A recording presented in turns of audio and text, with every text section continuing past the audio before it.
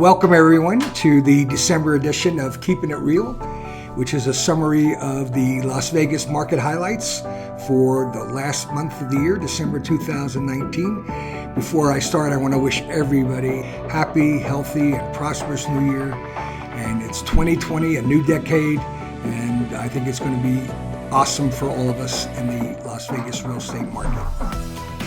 So looking at a snapshot of the month of November, the single-family residence median price was $307,000, which really represented no change from October and an increase of 4.1%.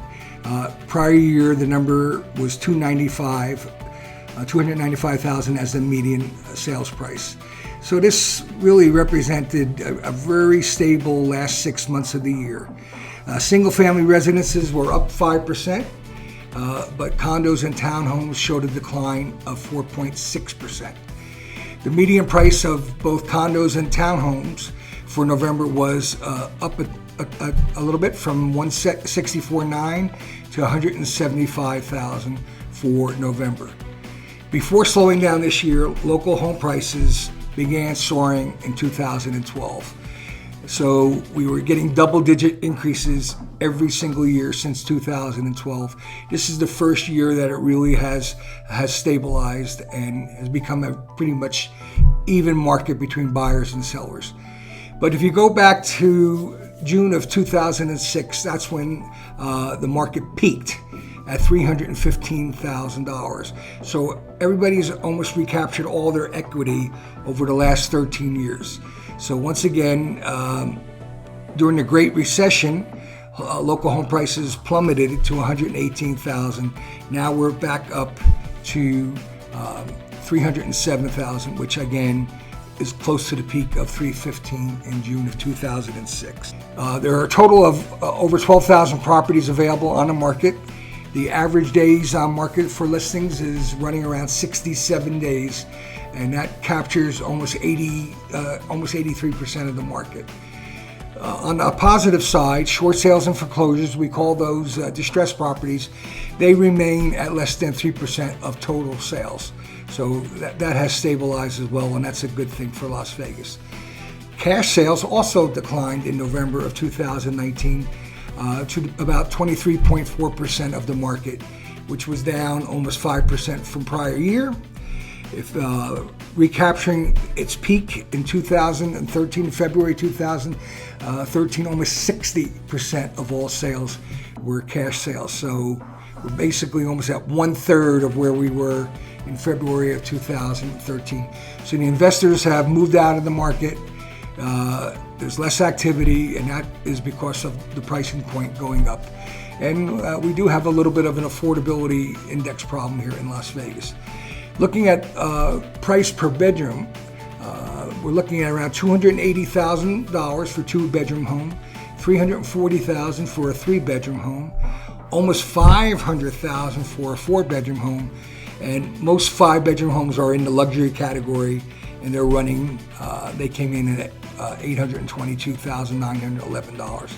So that is a new item that I've added this month, breaking it down by bedroom, number of bedrooms. As far as looking at the new year, once again, we're excited to get into the new decade and the new year 2020.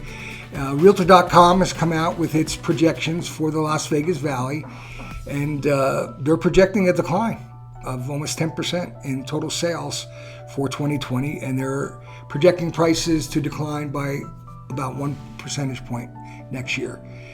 Inventory, according to their forecasts, will remain constrained, especially at the entry level price segment. Mortgage rates will increase modestly, negatively impacting sales. And again, as you all know, how could you forget, we're entering an election year, and that can also impact the confidence and decision-making of consumers. These are sort of my own thoughts of where I think maybe Realtor.com may not have it right. We have a strong continuance of an exodus coming from California.